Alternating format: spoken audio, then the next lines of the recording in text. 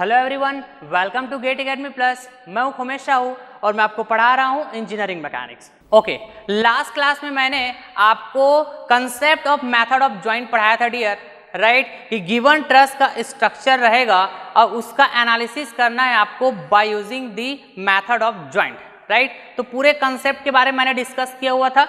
Okay, और truss के analysis में बेसिकली हम लोग करते क्या है ना, इसके बारे में भी एट द लास्ट में डिस्कस किया हुआ था, राइट। यदि आप लास्ट लेक्चर देखे होंगे तो आपको याद होगा डियर। ओके, तो मैं मेथड ऑफ जॉइंट के जो भी कॉन्सेप्ट्स होते हैं उसको बहुत ही बेसिक से स्टेप बाय स्टेप आपको कैसे अप्लाई करना है जॉइंट मेथड, इसको सिखाया डियर। तो चलिए फिर मैं एक बेसिक सा प्रॉब्लम लेता हूँ, बहुत ही प्यारा सा क्वेश्चन होगा ट्रस के ऊपर, राइट। और हमको ये पूछा जाएगा कि आपको मेंबर्स में फोर्स का एनालिसिस करना है कि ट्रस के स्ट्रक्चर की जो मेंबर्स होंगे उसमें क्या क्या फोर्स आ रहे हैं, राइट। तो ठीक इसी तरह का एक बेसिक सा बहुत ही प्यारा सा क्वेश्चन ले रहा हूँ डियर। तो चलिए रीड करते हैं हम लोग कंसेप्चुअल प्रॉब्लम नंबर 1। ओके, पूरे कंसेप्ट को हम लोग डिस्कस करने वाले हैं जॉइंट मेथड का इस ट्रस के प्रॉब्लम में। ओके, रीड करते हैं। Okay, find the forces in all members of given loaded truss as shown. Okay, एक ट्रस दिया हुआ है, राइट। और ये ट्रस कैसा होगा बताइए? तो प्लेन ट्रस होगा। कौन सा ट्रस होगा? प्लेन ट्रस होगा, क्योंकि मैंने आपको ऑलरेडी ये बात बोल के रखा हुआ है डियर कि हम बीटेक लेवल में हमेशा प्लेन ट्रस का ही एनालिसिस करेंगे और मैं भी आपको प्लेन ट्रस का ही एनालिसिस कराने वाला हूँ। ओके, तो इस ट्रस के स्ट्रक्चर में जैसा कि आप देख पा रहे होंगे कि यहाँ पे नंबर ऑफ मेंबर्स है, राइट। और number of members hinge joint से कैसा है? कनेक्ट है।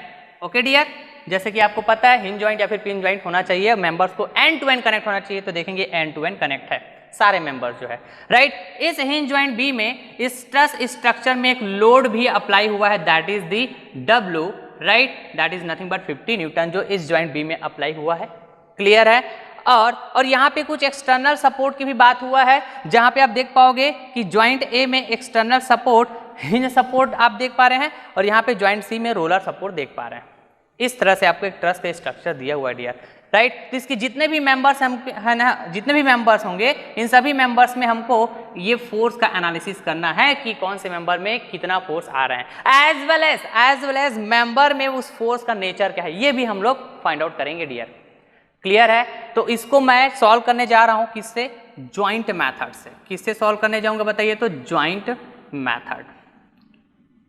क्लियर है जी?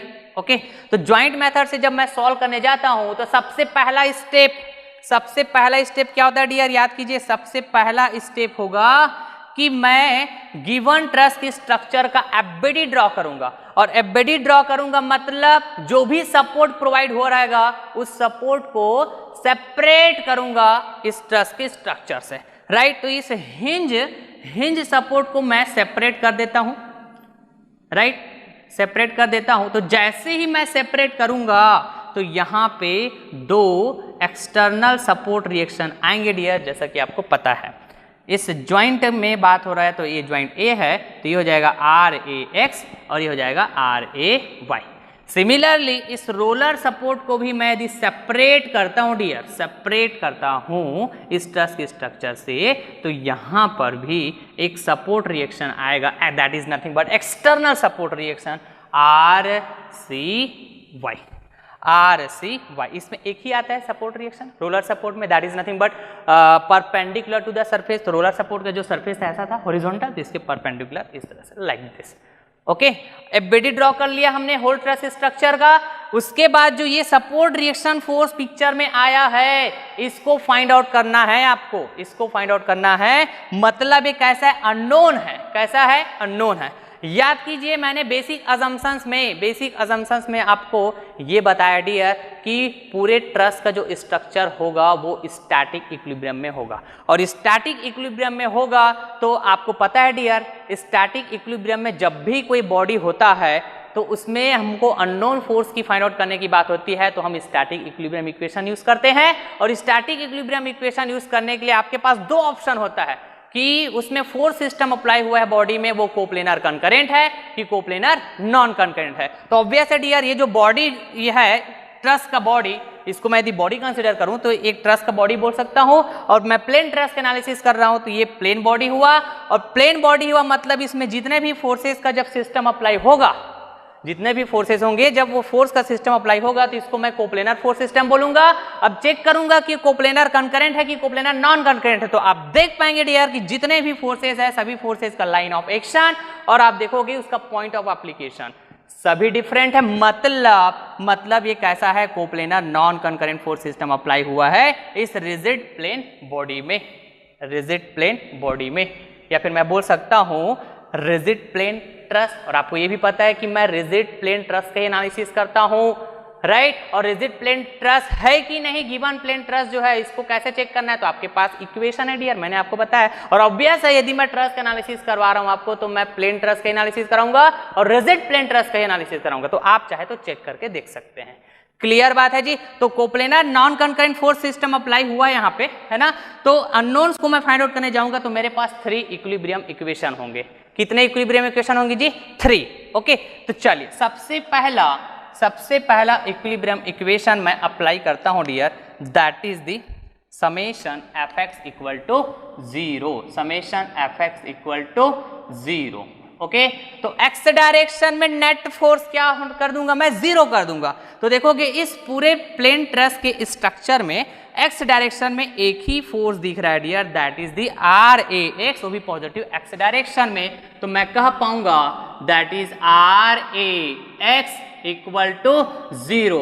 सो I can say R A X will be 0 newton. Correct बात है क्या? करेक्ट है क्या जी? तो मैंने एक एक्सटर्नल अननोन रिएक्शन फोर्स को फाइंड आउट कर लिया है by using the static equilibrium equation summation F X equal to 0। और भी बचे हैं क्या? अभी तो और बचे डियर, आर ए वाई बचा है, आर सी वाई बचा है, तो और भी हमारे पास स्टैटिक इक्विलिब्रियम इक्वेशन है। सर क्या है? तो summation F Y equal to 0। तो y डायरेक्शन में नेट फोर्स को मैं क्या करूंगा? 0 करूंगा। इसका मतलब यही होता है। तो y डायरेक्शन में, पॉजिटिव y डायरेक्शन में देखोगे तो R A Y R C Y, तो क्या बोलूंगा मैं यहाँ पे? Plus R A Y plus R C Y, ये दोनों क्या हुआ? Positive y direction. Negative y direction में ये लोड अप्लाई हुआ है क्या, जिसको मैं फोर्स कह सकता हूं क्या जी? 50 न्यूटन। तो ये हो जाएगा -50 equal to 0, -50 equal to 0। So I can say R A Y plus R C Y equal to 50। Clear? तो यहाँ पर अननोन आ रहा है, देखो 2 अननोन आ रहा है और एक इक्वेशन हो रहा है मेरे पास, तो ये इसको मैं क्या कर देता हूँ? इक्वेशन 1 नेमिंग कर देता हूँ। नाउ सर और भी इक्वेशन है क्या हमारे पास? बिल्कुल है dear, and that is nothing but what? Net movement about any point equal to 0। Net movement about any point equal to 0। तो किसी भी पॉइंट के अबाउट मैं मूवमेंट को 0 कर सकता हूं, ये आपको पता है, हम लोग शुरू से पढ़ते आ रहे हैं, राइट। तो मैं क्या करता हूं? कोई भी पॉइंट सेलेक्ट कर सकता हूं। सपोज मैं ए पॉइंट के अबाउट बात कर रहा हूं। कौन से पॉइंट के अबाउट बात कर रहा हूं? ए पॉइंट के अबाउट। क्लियर है? तो जब मैं मूवमेंट की बात करूंगा तो मेरे को परपेंडिकुलर डिस्टेंस भी नीड पड़ती है फोर्सेस के कारण जब मूवमेंट की बात करूंगा। तो देखेंगे जिस तरह मैं इस स्ट्रक्चर को देख पा रहा हूं, ट्रस की स्ट्रक्चर को, ये स्ट्रक्चर ना, या फिर मैं बोलूं इसका जो डायग्राम बना हुआ है जिस शेप में आप देख पा रहे हो, ट्रायंगुलर शेप में, ये कैसा है? सिमेट्रिकल है क्या? कैसा है? सिमेट्रिकल है। सर कैसे? तो आप देखेंगे ये वाला मेंबर का जो लेंथ है 3 मीटर है, ये वाला मेंबर का लेंथ 3 मीटर है, यहां से यहां कितना मेंबर है? 2 मेंबर है डियर। यहां से यहां 1 मेंबर, यहां से यहां 1 मेंबर, राइट। तो ये टोटल यहां पे कितना बताइए? 3 मेंबर है। या फिर मैं ये कहूं कि यदि ये वाला पोर्शन को एक ट्रायंगुलर शेप, यदि मैं जैसा मैं देख पा रहा हूं, ओके, ट्रायंगुलर शेप देखूं इस तरह से, तो ट्रायंगुलर शेप मतलब 3 साइड, और 3 साइड मतलब 3 साइड्स यहां पे देखोगे। जिस तरह से ये क्वेश्चन दिया हुआ है ट्रस का, ये तीनों साइड कैसा है? इक्वल है। इक्वल है क्या? क्लियर है? मतलब सिमेट्री वाली बात हो रही है। हरी बात समझ में? तो जब ट्रायंगल के तीनों साइड इक्वल है मतलब ट्रायंगल के तीनों इंटरनल एंगल्स भी इक्वल होंगे क्या? बिल्कुल सही बात है। तो सर ट्रायंगल के 3 एंगल्स के जो सम होते हैं वो कितना होता है सर? तो आपको पता होना चाहिए डियर, कितना होता है बताइए? 380 डिग्री, सॉरी कितना होता है 180 डिग्री। कितना होता है डियर बताइए 180 डिग्री। इतना होता है क्या ट्राइंगल के 3 इंटरनल एंगल के सम 180 डिग्री। अब 3 एंगल्स इक्वल होगा, क्यों ड्यू टू सिमेट्री। तो मैं इसको 3 से डिवाइड करूंगा तो मेरे को पता चल जाएगा कि एक इंटरनल एंगल कितना हो जाएगा 60 डिग्री। सो आई कैन से this is 60 degree, this is 60 degree, okay, and this is 60 degree. अब ये स्ट्रक्चर यदि सिमेट्री है जिस तरह मैं देख पा रहा हूं, राइट, तो यहां पर यहां से यहां का लेंथ बात करूं और यहां से यहां का लेंथ बात करूं तो ड्यू टू सिमेट्री ये भी कितना हो जाएगा 1.5 मीटर और ये कितना हो जाएगा बताइए 1.5 मीटर। मतलब दो इक्वल ऐसा डिवाइड हो जाएंगे क्या, जब मैं यहां से ऐसे परपेंडिकुलर डालूंगा। This is perpendicular, this is what perpendicular, vertical है यहाँ पे देखेंगे वर्टिकल। इसको यदि मैं बोलूंगा एक वर्टिकल ड्रॉ किया ये वाला 90 डिग्री, क्वेश्चन में ही दिया आपको, तो ये सिमेट्री कारण 2 पार्ट में डिवाइड नहीं हो जाएगा जी, इक्वल पार्ट में। तो due to symmetry this is 1.5 metre, this is 1.5 metre. Clear बात है क्या जी, इतना तो समझ में आना चाहिए आपको। ये ऐसा क्यों हुआ, ये ड्यू टू सिमेट्री हुआ डियर। तो चलिए अब मैं बात करता हूं ए पॉइंट के बाद मूवमेंट की बात करूंगा। तो यहां पे देखोगे आर एक्स की वैल्यू तो 0 है, आर एक्स की वैल्यू 0, तो इसके कारण मूवमेंट आएगा क्या, नहीं आएगा।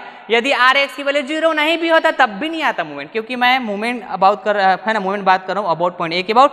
तो यहाँ पे आर एक्स की लाइन ऑफ एक्शन यही पास हो रहा है तो 0 हो जाता है, इसके कारण मूवमेंट। आर ए वाई के कारण भी मूवमेंट क्या हो जाएगा 0 हो जाएगा, क्योंकि ये इसी पॉइंट से पास हो रहा है। आर सी वाई के कारण मूवमेंट आएगा क्या sir, yes, R C Y के कारण मूवमेंट आएगा। और ये भी कैसा होगा देखेंगे counter clockwise sense of rotation, okay. तो मैं कह पाऊंगा counter clockwise sense of rotation को मैं क्या बोलता हूं, positive R C Y into perpendicular distance. This is the line of action of R C Y. तो यहां से यहां परपेंडिकुलर डिस्टेंस देखोगे तो 3 metre, this is the 3 metre.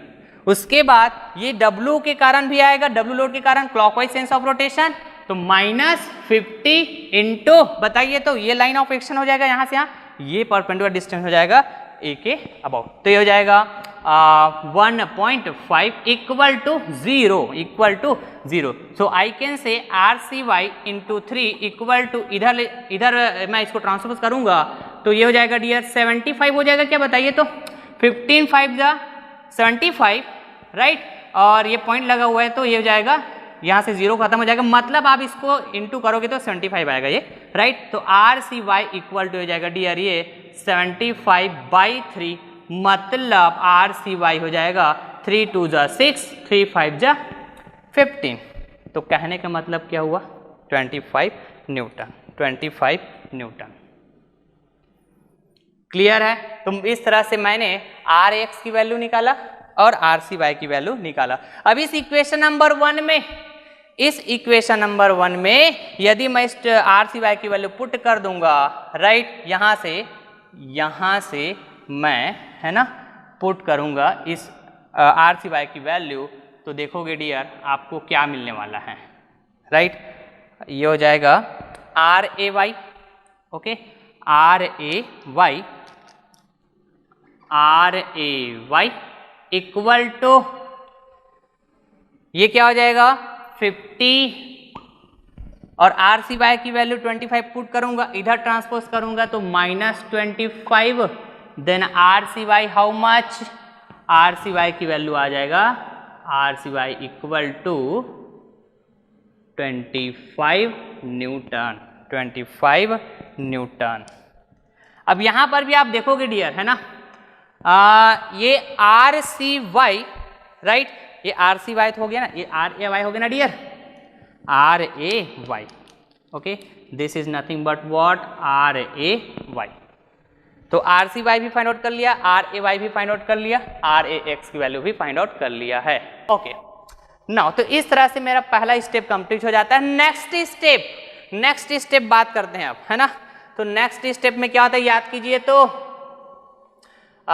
ये वाला हो जाएगा मेरा नेक्स्ट स्टेप, ठीक है, ये वाला डियर।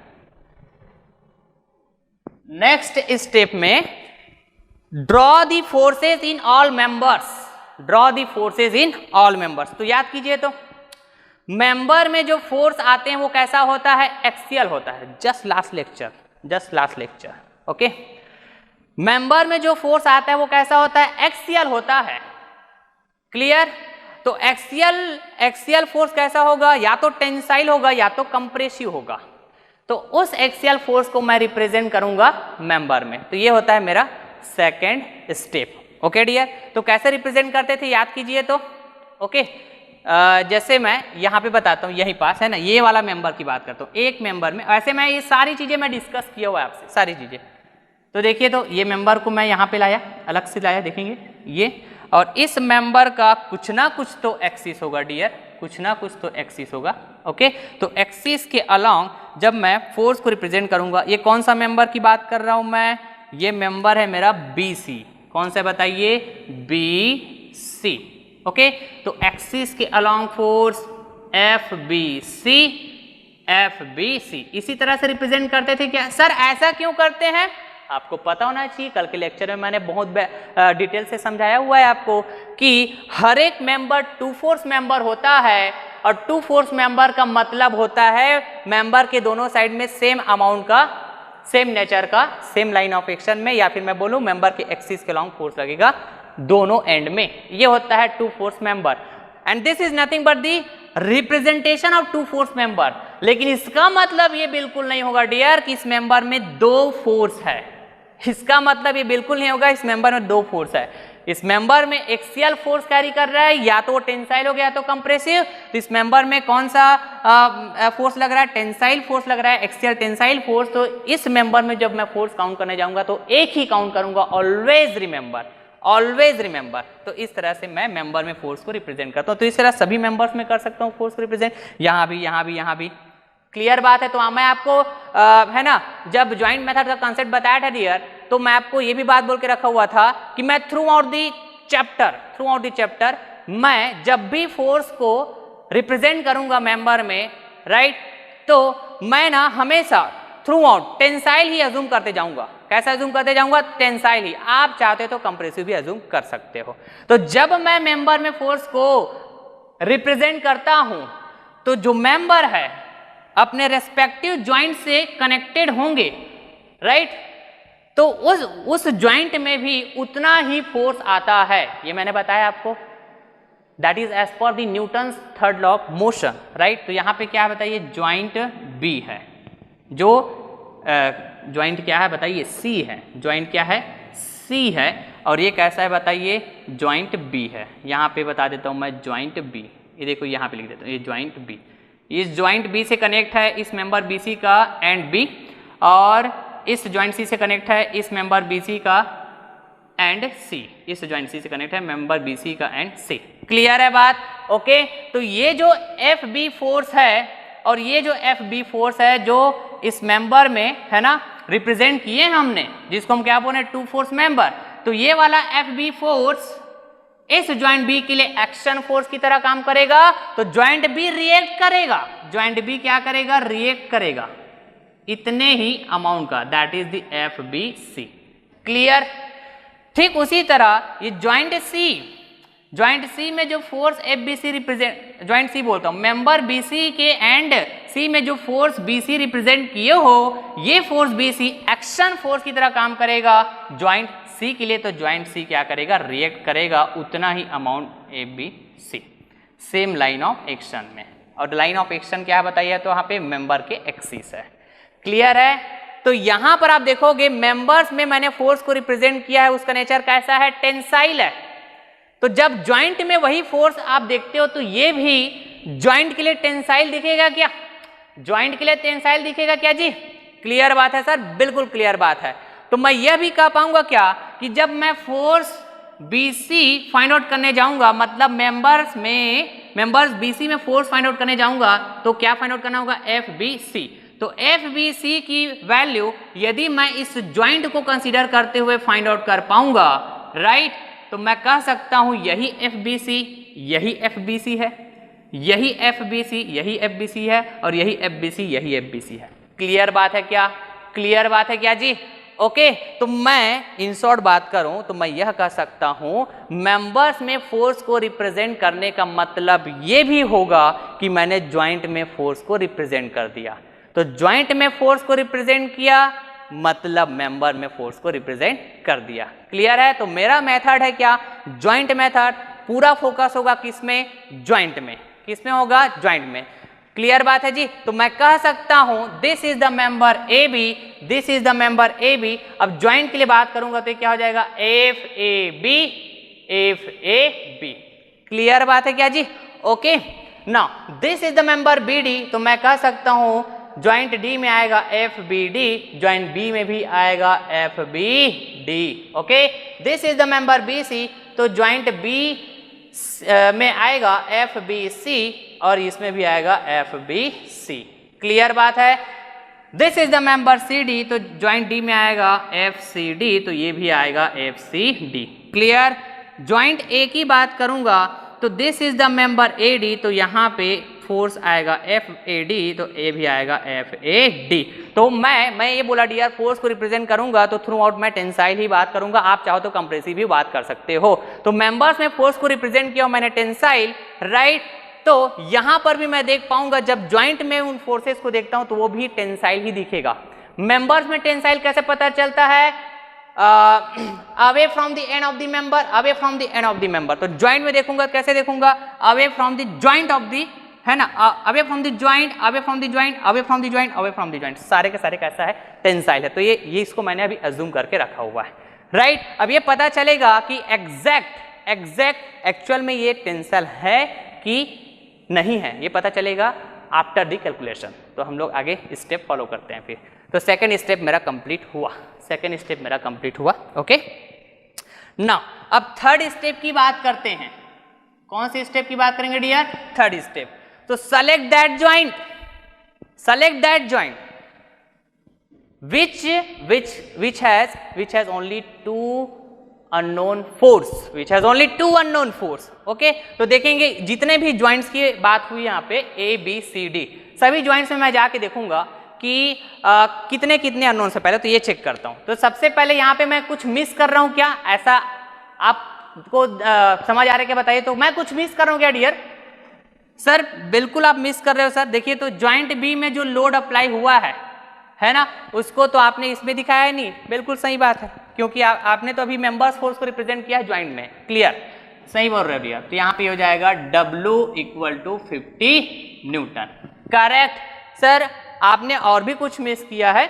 ज्वाइंट ए में सपोर्ट था, हिंज सपोर्ट, इसके कारण जो रिएक्शन हमने फाइंड आउट किया उसको भी रिप्रेजेंट कर दिए सर यहाँ पे। बिल्कुल डियर, बिल्कुल सही बोल रहे हो आप। तो देखिए तो यहाँ पे RAX आना चाहिए जिसकी वैल्यू क्या है 0 न्यूटन। ओके। और यहाँ पे RAY आना चाहिए जिसकी वैल्यू क्या है बताइए 25 न्यूटन। RAY कहाँ गया, ये RAY 25 newton. Similarly C joint में भी आपने मिस किया है सर, RCY की वैल्यू, और RCY की वैल्यू क्या आना चाहिए 25 न्यूटन।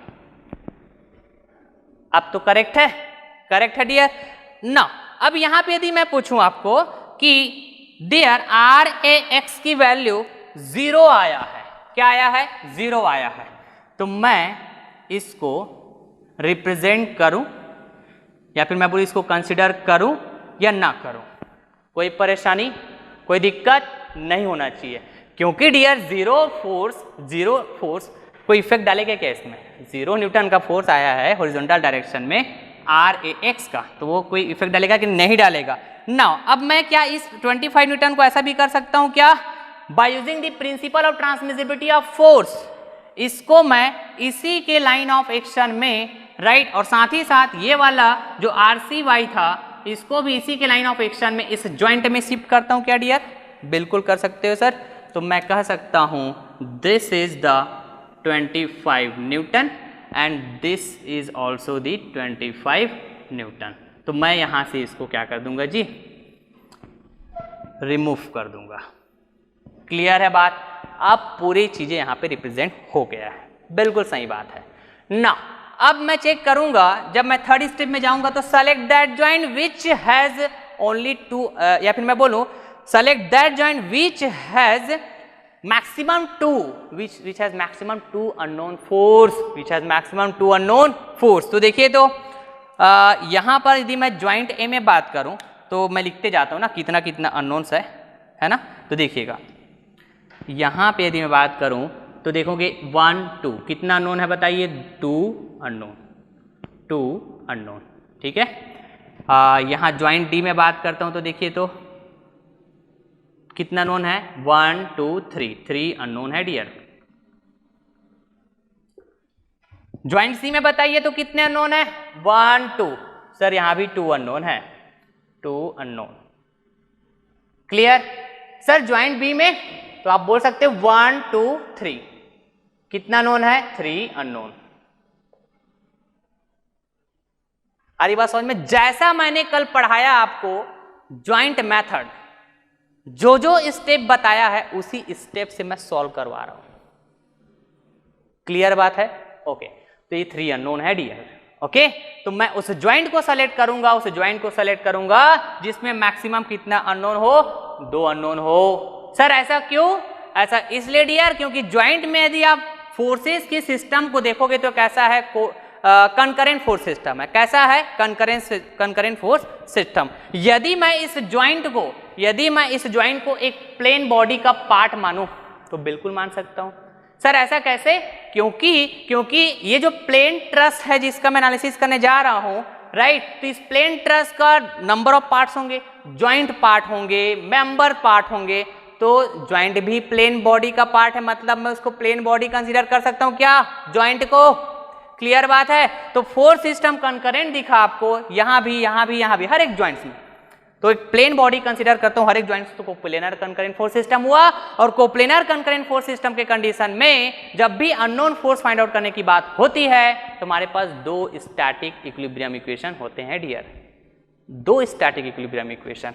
ओके डियर, तो चलिए तो 2 स्टैटिक इक्विलिब्रियम इक्वेशंस है तो मैं क्या कर सकता हूं, 2 ही अननोन को फाइंड आउट कर सकता हूं। इसीलिए बात होती है डियर कि मैं ऐसे ज्वाइंट को सेलेक्ट करूं पहले जिसमें मैक्सिमम 2 ही हो, क्या, अननोन्स। ओके, तो देखोगे यहां पे इस ज्वाइंट ए को सेलेक्ट कर सकता हूं या तो मैं ज्वाइंट सी को सेलेक्ट कर सकता हूं। This is as per your choice.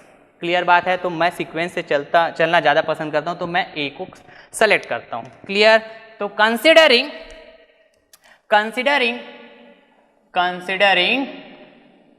या फिर बोलूं consider the joint A dear. Okay, तो मैं सबसे पहला ज्वाइंट कंसिडर किया ए। Okay fine. तो जब मैं यहां पर है ना summation F X equal to 0 की बात करूंगा, right, summation F X equal to 0 की बात करूंगा, that is nothing but the equilibrium equation. तो मेरे को एक्स डायरेक्शन में फोर्सेस की कंपोनेंट चाहिए होगा। ओके, तो यहाँ पे आप देखोगे एफ ए बी और ये F A D, right, according to given question ये एंगल कितना होगा बताइए, 60 डिग्री होगा क्या जी, कितना होगा बताइए, 60 डिग्री। तो ये हो जाएगा डियर 60 डिग्री, राइट। तो इधर भी 60 होगा क्या, इधर भी 60 होगा क्या जी, क्लियर बात है। नाउ सर यहां पे एंगल कितना होगा बताइए, तो यहां पे एंगल कितना होगा, तो यहां पे एंगल ये भी कितना होगा बताइए, 30 डिग्री 30 डिग्री। ये क्यों हुआ, ड्यू टू सिमेट्री। आप चाहो तो यहां से फाइंड आउट कर सकते हो। देखो तो ये वाला ये क्या हुआ, राइट एंगल ट्राइंगल हुआ। इतना तो श्योर हूं मैं, ड्यू टू सिमेट्री ये 1.5 मीटर होगा, 1.5 मीटर होगा, बिल्कुल सही बात है। ये कितना है, 3 मीटर है। तो यदि मैं सपोज ये वाला वैल्यू निकालने जा रहा हूं तो इसको बोल देता हूं अननोन थीटा। क्या बोल दिया, अननोन थीटा। क्लियर। तो चलिए मैं इस थीटा के वैल्यू क्या होना चाहिए बोल रहा हूं, 30 डिग्री होना चाहिए ड्यू टू सिमेट्री। तो चलिए तो sine theta equal to perpendicular 1.5 divided by hypotenuse 3, या फिर बोल सकता हूं इसको मैं 15/30, या फिर मैं बोल सकता हूं 1/2। तो ये क्या हो जाएगा, साइन थीटा इक्वल टू 1/2 कितना डिग्री में होता है साइन का, तो साइन का होता है डियर साइन 30 डिग्री। क्लियर है। तो मैं कह सकता हूं थीटा इक्वल टू 30 डिग्री। आ रही बात समझ में, क्लियर है। या फिर आप कैसे समझ सकते हो जी, right, sine theta equal to कितना है, 1/2 है। तो थीटा की वैल्यू क्या होगा, तो 1/2 होगा, तो sine 30 degree equal to 1/2। So I can say theta equal to 30 degree. Clear बात है क्या? तो ये सब ना, ये सब जो दो दो इक्वल पार्ट में डिवाइड हो रहा है ना डियर, ये ड्यू टू सिमेट्री के कारण हो रहा है, क्योंकि ये जो ट्रायंगुलर शेप का जो ट्रस स्ट्रक्चर है ये सिमेट्रिक है। कैसा है? सिमेट्रिक है। ऐसे ना गेट एग्जाम में भी एक क्वेश्चन आया हुआ है, सिमेट्रिक शेप का ट्रायंगुलर शेप का क्वेश्चन है, मैं कराऊंगा आपको और भी क्लियर होगा। फिर पहले तो ये कंसेप्चुअल प्रॉब्लम को पूरा हम समझते हैं, राइट? पूरे कंसेप्ट को अप्लाई करते हैं इस प्रॉब्लम में। ओके, तो मैं कह सकता हूं ये कितना होगा बताइए? 30 डिग्री। ये भी कितना हो जाएगा? 30 डिग्री। तो I can say this will be also the 30 degree and this will also be 30 degree. तो समेशन fx इक्वल टू 0 की बात करूंगा इस जॉइंट ए में, तो यहाँ पे इसका कितना कंपोनेंट होगा बताइए? 2 कंपोनेंट होगा। कितना कंपोनेंट होगा डियर? 2 कंपोनेंट। ओके, तो F A B cos 60 plus में आएगा F A B cos 60 degree, बिल्कुल करेक्ट बात।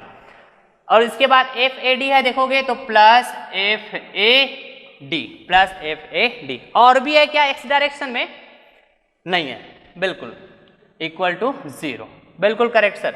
आगे बढ़िए, इसको दे देता हूं मैं, नेमिंग कर देता हूं equation number 2, equation number 2। Okay, now next equilibrium equation में अप्लाई करता हूं, summation F Y equal to 0।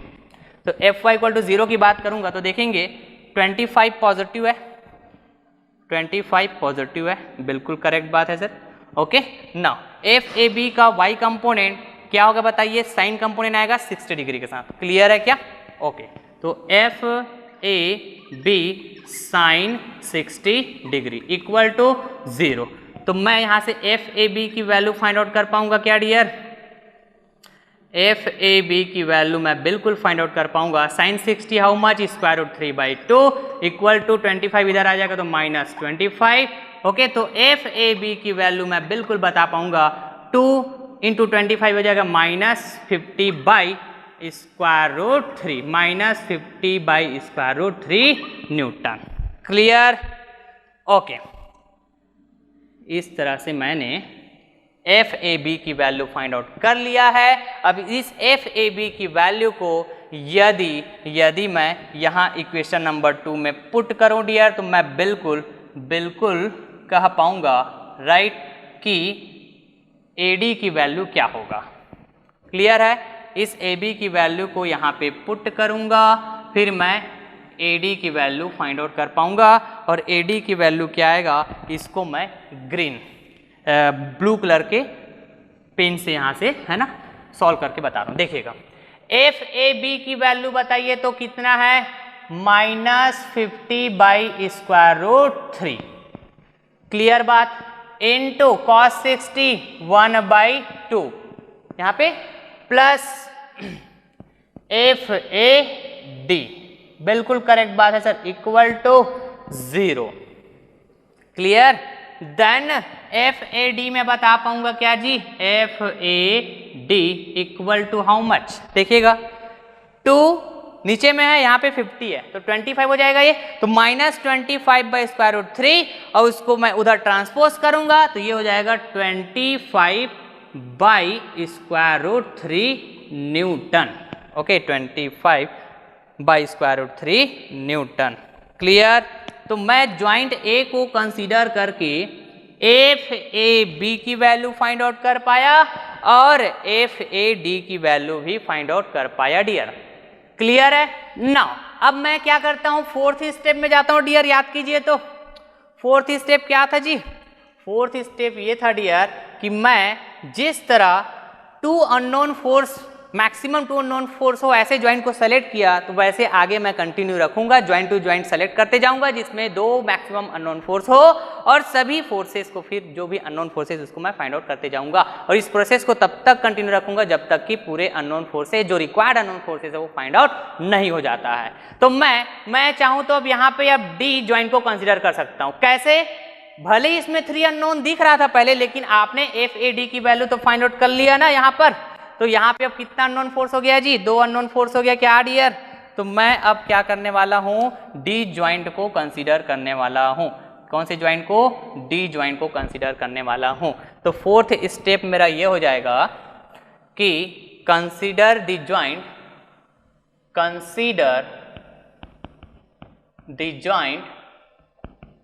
Consider the joint, कौन सा? डी। क्लियर? ये देखिए बिल्कुल सीक्वेंस में मैं समझा रहा हूं डियर आपको, है ना, इसी वे में ही आप पूरे को नोट कीजिए। अभी समझते जाइए, साथ में नोट मत कीजिएगा, समझते जाइए पहले, राइट। कंसेप्ट को समझना इज इंपॉर्टेंट। ओके, तो डी ज्वाइंट को सेलेक्ट करूंगा तो चलिए, तो समेशन एफ एक्स की बात करूंगा, फिर समेशन एफ वाई की बात करूंगा। ठीक है जी, summation F X equal to 0। तो समेशन एफ एक्स में देखोगे F C D positive, F A D negative. ठीक है, पॉजिटिव एक्स डायरेक्शन में F C D, negative X direction में F A D equal to 0। बिल्कुल करेक्ट बात है सर, आगे बढ़िए। F C D equal to F A D equal to, अब देखिए तो एफ ए डी की वैल्यू नोन है क्या सर? बिल्कुल नोन है, हमने है ना फाइंड आउट करके रखा हुआ है। F A D equal to 25 by square root 3, तो क्या हो जाएगा 25 by square root 3 newton, right. तो मैं कह सकता हूं कि F A D equal to 25 square root 3 newton है, तो एफ सी डी की वैल्यू भी 25 बाई स्क्वायर रूट 3 न्यूटन होगा। कितना होगा जी? 25 बाई स्क्वायर रूट 3 न्यूटन होगा। तो मैं यहां से एफ सी डी की वैल्यू भी फाइंड आउट कर लिया dear, F C D. Okay, किससे? एफ ए डी की वैल्यू से। बिल्कुल करेक्ट बात है। ओके, तो यहां मैं इसको फिर से ऐसे राउंड ऑफ कर देता हूं। क्लियर बात है क्या? ओके, नाउ अब मैं समेशन एफ वाई की बात करता हूं, इसी में समेशन एफ वाई की बात करता हूं डियर, किसमें? इस ज्वाइंट डी में ही, इस ज्वाइंट डी में ही। ओके, तो इक्वल टू 0। तो देखिए, तो ज्वाइंट डी ये है, वाई डायरेक्शन में एक ही फोर्स दिख रहा है एफ बी डी, वो भी पॉजिटिव वाई डायरेक्शन। ओके, तो मैं बोल सकता हूं F B D equal to 0। तो कहने का मतलब F B D equal to 0। तो इस फोर्स को भी मैंने फाइंड आउट कर लिया है। किसको कंसीडर करके? ज्वाइंट डी को कंसीडर करके एफ बी डी और F C D find out किया। ओके, तो ये हो गया डियर आपका, ये मैं इसको अलग से ऐसा बताऊं तो ये हो गया आपका फोर्थ स्टेप। ये कौन सा स्टेप हुआ? Fourth step.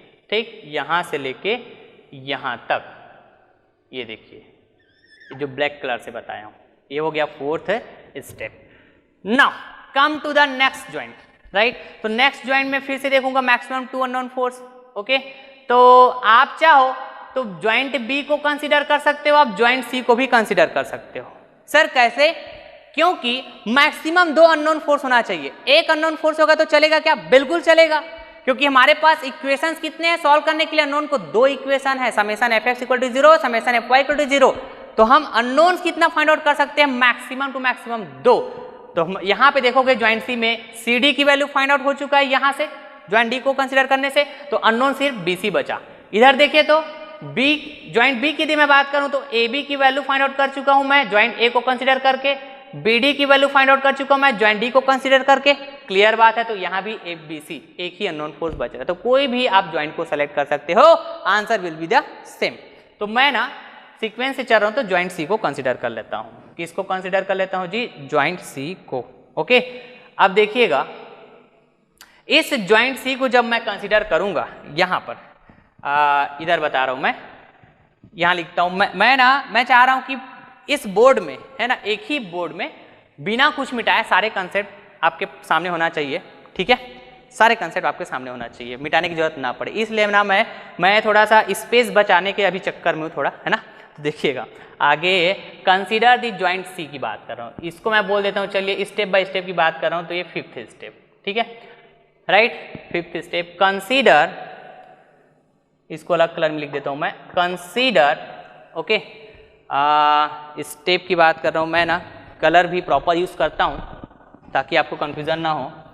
मैं स्टेप बाय स्टेप चल रहा हूं, उसको क्या बोल रहा हूं बताइए? तो ब्लू कलर से शो करते जा रहा हूं ना। तो देखिए स्टेप 4 हो गया, अब स्टेप 5 की, कंसीडर द ज्वाइंट,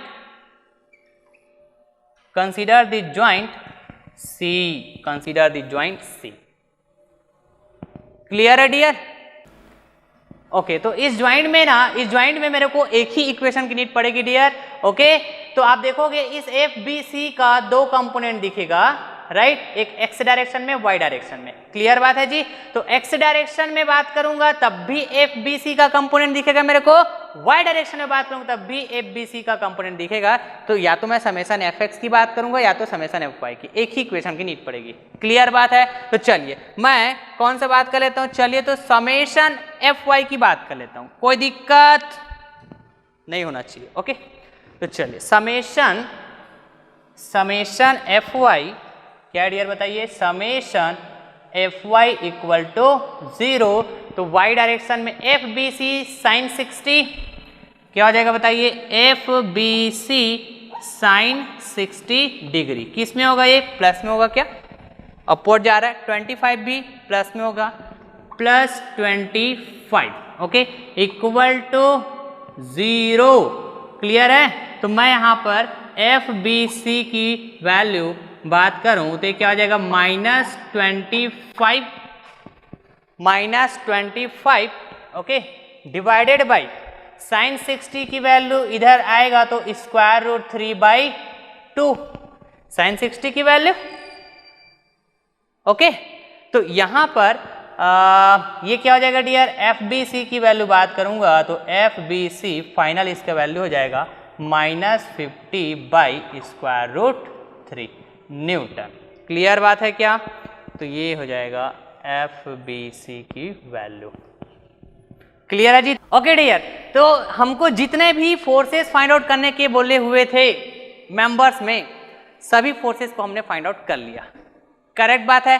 तो चलिए तो आप फिर है ना याद कीजिए, आपको मैं एक ट्रिक बताया हुआ था डियर, एक ट्रिक बताया था कि कैलकुलेशन के दौरान आपके वैल्यूज जो भी आए हैं फोर्सेस के, पॉजिटिव नेगेटिव, वैसे ही रखिए, आप उसको वैसे ही रखिए और चेक करके देखते हैं कि हमारा जो कैलकुलेशन है वो करेक्ट है कि इनकरेक्ट है। क्लियर बात है। तो कैसे चेक करते थे बताइए, तो हम ज्वाइंट टू ज्वाइंट कंसीडर करते हुए, ठीक है, फोर्सेस की वैल्यू निकाले मेंबर में, तो कितने ज्वाइंट को यूज किए, ए डी सी, 3 ज्वाइंट्स को यूज किए। तो मैंने आपको बताया था ज्वाइंट मेथड का कंसेप्ट जब आपको पढ़ाया, तो एक ज्वाइंट ऐसा बचेगा डियर, एक ज्वाइंट ऐसा बचेगा जो यूजलेस होगा। यूजलेस कहने का मतलब उसको यूज करने की आपको नीड ही नहीं पड़ेगी मेंबर्स में फोर्स की वैल्यू फाइंड आउट करने जाओगे तो वो कौन सा ज्वाइंट हुआ बताइए, एज पर आवर कैलकुलेशन, जिस तरह से हमने सीक्वेंस लिए हैं ज्वाइंट टू ज्वाइंट, तो ये वाला ज्वाइंट क्या हुआ बताइए, तो यूजलेस हुआ। और इस तरह के ज्वाइंट को हम लोग क्या बोलते हैं, लास्ट ज्वाइंट। क्या बोलते हैं जी, लास्ट ज्वाइंट। ओके, तो जो भी वैल्यूज मैंने फाइंड आउट किया, F A B, F C D, F A D, F B D और एफ बी सी, ये सारे कैलकुलेशंस सही है या नहीं है, इसको हम चेक कर सकते हैं लास्ट ज्वाइंट में। तो मैं लिख रहा हूं एट लास्ट ज्वाइंट। अब आपका लास्ट ज्वाइंट कुछ भी हो सकता है, ये भी बात मैंने बोल के रखा हुआ है, आपका लास्ट ज्वाइंट कुछ भी हो सकता है डियर, राइट। आपका ज्वाइंट हो सकता है सी, आपका हो सकता है डी। तो जिस तरह से मैं यहाँ पे सीक्वेंस का फॉलो किया है ज्वाइंट टू ज्वाइंट, तो मेरे लिए ये लास्ट ज्वाइंट क्या है, बी है। एक्चुअली मैं डी लिख दिया हूँ यहाँ पे, क्या है बताइए, बी है। लास्ट ज्वाइंट क्या है मेरा, बी है। तो इस ज्वाइंट में मैं चेक करूंगा क्या, समेशन एफ एक्स की वैल्यू, ओके, और चेक करूंगा मैं समेशन एफ वाई की वैल्यू। दोनों यदि जीरो आया तो मैं कह सकता हूं मेरा कैलकुलेशन कैसा है, करेक्ट है। मेरा कैलकुलेशन कैसा है, करेक्ट है। ओके, तो चलिए तो समेशन एफ एक्स की वैल्यू पहले तो मैं देखता हूं, है ना। ये यहां से बात कर रहा हूं मैं। ओके, मैं इसको अलग से दिखाता हूं तो ये बता पाऊंगा मैं। यहां से ये वाला इधर मैं बात कर रहा हूं डियर। ओके, तो summation F X equal to, okay, summation F X equal to बात करूं तो देखेंगे एक्स डायरेक्शन में बात करूंगा तो इसका 2 कंपोनेंट होगा, एफ बी सी का, एफ ए बी का भी 2 कंपोनेंट होगा। तो एक्स डायरेक्शन में एफ बी सी का कौन सा कंपोनेंट, साइन कंपोनेंट 30 डिग्री के साथ एफ बी सी मैं क्या पाऊंगा, पॉजिटिव डायरेक्शन में F B C sine component कौन सा, 30 डिग्री एंगल। कौन सा जी बताइए, 30 डिग्री एंगल। क्लियर है? ओके ना। और यहाँ पे देखोगे तो ए बी का साइन कंपोनेंट आएगा माइनस के साथ आएगा। यहाँ लिखता हूं मैं माइनस एफ, बताइए कौन सा होगा ये, क्या था, minus F A B sine 30 degree. Clear बात? क्लियर है क्या? और आगे चलता हूं मैं तो देखता हूं कि ये एफ बी सी हुआ। Okay, minus F A B, यहाँ पे साइन 30 को कॉमन ले सकता हूं क्या डियर? बिल्कुल ले सकते हो सर, करेक्ट बात। एफ बी सी की वैल्यू चलिए तो माइनस 50/√3, जैसा वैल्यू आया वैसा ही चेक करेंगे हम लोग। बात करेंगे निगेटिव का होना क्या मतलब है, पॉजिटिव का होना क्या मतलब है। अभी जस्ट मैं जैसा वैल्यू कैलकुलेट किया हूँ वैसा ही मैं चेक कर रहा हूँ कि वो सही है कि गलत है। एफ बी सी की वैल्यू देखोगे माइनस 50/√3, फिर माइनस है यहाँ पे, है ना। तो एफ ए बी की वैल्यू बताइए, एफ ए बी कहाँ पे है, यहाँ पे देखिए। एफ ए बी की वैल्यू माइनस 50/√3, देखो ए बी की वैल्यू भी माइनस 50/√3 आया है और यहाँ पे ऑलरेडी माइनस है। और ए बी की वैल्यू, एफ ए बी की वैल्यू क्या है, माइनस 50/√3 है। तो माइनस माइनस कंप्लीट प्लस, बिल्कुल सही बात है सर, इंटू 1/2। क्लियर? अब देखिए तो ये क्या हो जाएगा, फिर ये क्या हो जाएगा डियर, बताइए तो, माइनस 50/√3 प्लस 50/√3, तो ये क्या हो जाएगा, 0 हो जाएगा। और 0 का मल्टीप्लाई करोगे 1/2 के साथ तो ये कंप्लीट क्या हो जाएगा, बताइए, 0 हो जाएगा डियर। ये कंप्लीट क्या हो जाएगा, 0। ओके, तो समेशन एफ एक्स, तो समेशन एफ एक्स। क्लियर? हाँ सर, पहला कंडीशन तो सेटिस्फाइड हुआ कि लास्ट ज्वाइंट में समेशन एफ एक्स की वैल्यू 0 आ गया। मेरा कौन सा आ गया, 0 आ गया डियर। ओके, लेकिन इतना सफिशिएंट नहीं है, समेशन एफ वाई की वैल्यू भी 0 होना जरूरी है। जब समेशन एफ एक्स की वैल्यू 0 हुआ तो समेशन एफ वाई की वैल्यू भी 0 होना जरूरी है। तब मैं कह सकता हूं कि मेरा जो कैलकुलेशन है वो कैसा है, करेक्ट है। मेरा जो कैलकुलेशन वो कैसा है, करेक्ट है। ओके, तो इधर मैं, है ना, ये लास्ट ज्वाइंट के लिए ही बात कर रहा हूँ डियर, लास्ट ज्वाइंट के लिए। तो समेशन एफ एक्स की वैल्यू तो मैंने देख लिया, ठीक। अब समेशन एफ वाई की वैल्यू चेक करता हूँ मैं। क्या चेक करता हूँ, समेशन एफ वाई की वैल्यू, ठीक है। तो मैं क्या करता हूँ ना, इसको ब्लू कलर से ले लेता हूँ, ठीक है, समेशन एफ वाई को। Summation F Y equal to 0 मत लिखना है यहाँ पे, हमको 0 लाना है, हमको 0 लाना है डियर। तो समेशन एफ वाई देखिए तो वाई डायरेक्शन में देखोगे तो 50 न्यूटन वाई डायरेक्शन में आ रहा है, नीचे माइनस में लूंगा, बी डी भी नीचे वाई डायरेक्शन में आ रहा है। F B C, F A B का कॉस कंपोनेंट साइन 30 कॉस 30 नीचे आ रहा है, ठीक है। तो मैं कह सकता हूं क्या क्या आया बताइए, -50, ठीक है। और क्या आ रहा है बताइए, -एफ बी डी। क्लियर है जी। और यहां पर एफ ए बी का cos component, F B C का कॉस कंपोनेंट डाउनवर्ड, राइट। तो cos 30 दोनों में से कॉमन निकालूंगा मैं। ओके, तो मैं क्या कह सकता हूं, या फिर चलिए मैं कॉमन नहीं निकाल रहा हूं अभी, जैसा है वैसे लिख दो। माइनस में आएगा एफ क्या था, बी सी और ए बी ना, F B C cos 30 degree, ठीक है। और बोल सकता हूं माइनस एफ, स्पेस कम है डियर, है ना, इधर थोड़ा फोकस करना, ठीक है, इधर फोकस करना। एफ ए क्या था बताइए, A B, F A B cos 30 degree. Clear बात है क्या?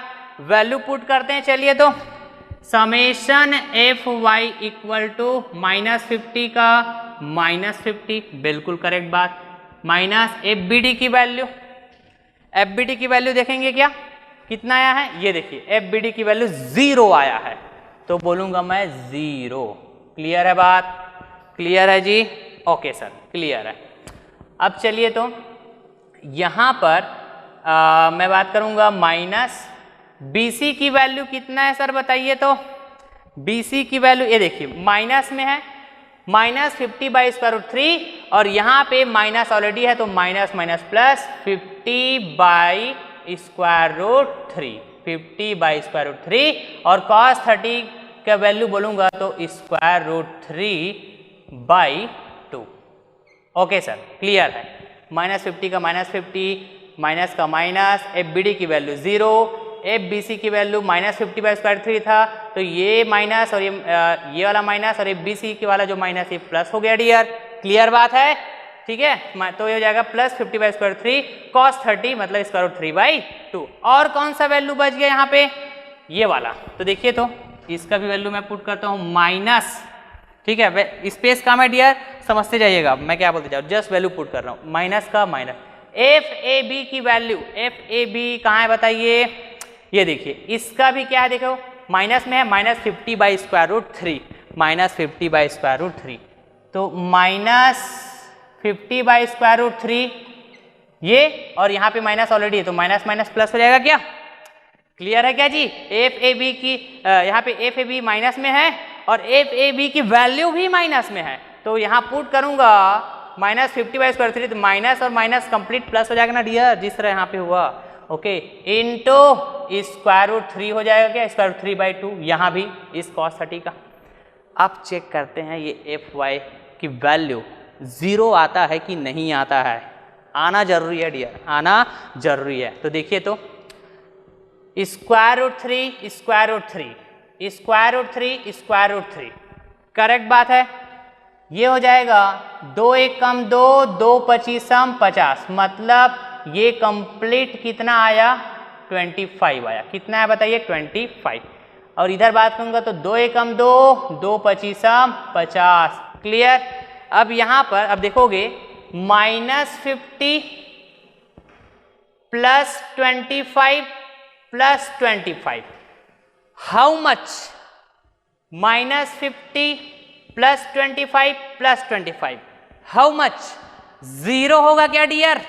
यस, क्या होगा, 0 होगा, क्योंकि 25 + 25 50 हो जाएगा, और यहाँ पे -50, तो ये कितना हो जाएगा, 50 - 50 0। तो मैं कह सकता हूँ समेशन FY की वैल्यू भी क्या आ गया डियर बताइए, 0। Summation FY = 0, right. तो at the last joint the summation FX and summation FY must be equal to 0। तो ये कंडीशन सेटिस्फाइड हो गया डियर। तो मैं क्या कह सकता हूं, मेरे जो भी कैलकुलेशंस किया हुआ है मेंबर में फोर्स की वैल्यू फाइंड आउट करने के लिए, वो क्या है, करेक्ट है। वो क्या है, करेक्ट है। क्लियर। तो इस तरह से ज्वाइंट मेथड होता है डियर, राइट। ज्वाइंट मेथड से आप मेंबर्स में फोर्सेस की वैल्यू कैलकुलेट कर सकते हो। क्लियर बात है। अब ये मत सोचना डियर कि सर आपने लास्ट ज्वाइंट बी में समेशन FX की वैल्यू समेशन FY की वैल्यू 0 होना जरूरी है, तो हमारा पूरा कैलकुलेशन करेक्ट हो जाएगा। ओके, तो सर यहाँ पे ये मैं देख रहा हूँ ज्वाइंट बी में FAB है, FBD है, FBC है, FAB है, FBD है, FBC है। तो सिर्फ 3 फोर्सेस बस तो काउंट हो रहा है ना इसमें कैलकुलेशन में, FX और FY की वैल्यू निकाले तो 3 फोर्सेस बस तो काउंट हो रहा है सर, है ना। तो इन जो फोर्सेस है, कौन सा, FAD और ये FCD वाला, तो इसको मैं कैसे वेरीफाई करूंगा कि वो करेक्ट है कि नहीं है। तो याद कीजिए डियर, मैं जब ज्वाइंट टू ज्वाइंट कंसीडर करते जा रहा हूं, तो हर एक मेंबर फोर्स जो ज्वाइंट टू ज्वाइंट आप देख पा रहे हो, एक दूसरे पे डिपेंडेंट है कि नहीं है, एक दूसरे पे डिपेंडेंट है कि नहीं बताइए। तो ओके, यहां पर मैं AD की वैल्यू फाइंड आउट किया, तो ये AD की वैल्यू मेरे को हेल्प किया BD और CD की वैल्यू फाइंड आउट करने के लिए। ठीक उसी तरह यहां पर देखूंगा तो ये जब मैं FCD की वैल्यू फाइंड आउट किया, तो ये मेरे को हेल्प किया BC की वैल्यू फाइंड आउट करने के लिए। क्लियर है। तो ये ऑटोमेटिकली एडजस्ट हो जाता है डियर, ऑटोमेटिकली एडजस्ट हो जाता है, क्योंकि सभी फोर्सेस कैसा है, डिपेंडेंट है एक दूसरे के ऊपर जब हम कैलकुलेशन करने जा रहे हैं। तो क्लियर। तो ऑलवेज रिमेंबर जब भी आपको ज्वाइंट मेथड्स के ऊपर, है ना, इस तरह का क्वेश्चन आता है कि भैया आपको ट्रस्ट एनालिसिस करना है, पूरे मेंबर्स में फोर्स की वैल्यू फाइंड आउट कीजिए, राइट। तो आप ऐसे ज्वाइंट टू ज्वाइंट कंसीडर करते हुए जो भी मैंने स्टेप बताया उसको आप फॉलो करते जाइएगा, और लास्ट में एक ऐसा ज्वाइंट बचेगा डियर, लास्ट में एक ऐसा ज्वाइंट बचेगा जो यूजलेस होगा, उस ज्वाइंट में जाके आप चेक कीजिए कि समेशन एफ एक्स की वैल्यू और समेशन एफ वाई की वैल्यू दोनों क्या होना चाहिए बताइए, 0 होना चाहिए। तो यस यू कैन से कि your calculation are correct. Now अब मैं बात करता हूं कि इस नेगेटिव वैल्यू का आना इसका क्या मतलब हुआ, इस पॉजिटिव वैल्यू का आना इसका क्या मतलब हुआ, इस नेगेटिव वैल्यू का आना इसका क्या मतलब हुआ, ओके, इस पॉजिटिव वैल्यू का आना इसका क्या मतलब हुआ, और इस जीरो फोर्स का आना इसका क्या मतलब हुआ। क्लियर बात है जी। तो चलिए, है ना, इसके बारे में मैं क्या करता हूं ना, अब इस फोर्स की वैल्यू को मैं अलग से लिखता हूं। सबसे पहले तो मैं चाहता हूं ना कि आप ना इसको स्क्रीनशॉट ले लीजिएगा। मैं चाहता हूं हर एक पॉइंट्स आपके नोटबुक में होना चाहिए, बिल्कुल सीक्वेंस में। तो मैं कैमरा होल्ड करवाता हूं, राइट, आप 1 बाय 1 स्क्रीनशॉट लेते जाइएगा। फिर मैं डिस्कस करूंगा कि पॉजिटिव वैल्यू, नेगेटिव वैल्यू और 0 वैल्यू का आना इसका मतलब क्या हुआ, ओके, और आपको आंसरिंग कैसे करना है इसके बारे में डिस्कस करेंगे। हमारा प्रॉब्लम सॉल्व हो चुका है, जस्ट हमको आंसरिंग करने जाना है कि हम आंसरिंग कैसे करेंगे। ओके डियर, तो चलिए फिर आप स्क्रीनशॉट ले लीजिएगा। ओके, ये था आपका ज्वाइंट मेथड के ऊपर पूरा का पूरा कंसेप्ट। क्लियर, ऐसे ही आपको कंसेप्ट को अप्लाई करना है। तो आप स्क्रीनशॉट ले लीजिएगा, बिल्कुल सीक्वेंस में हर एक बातों को लिखिएगा, नोट कीजिएगा। क्लियर बात है।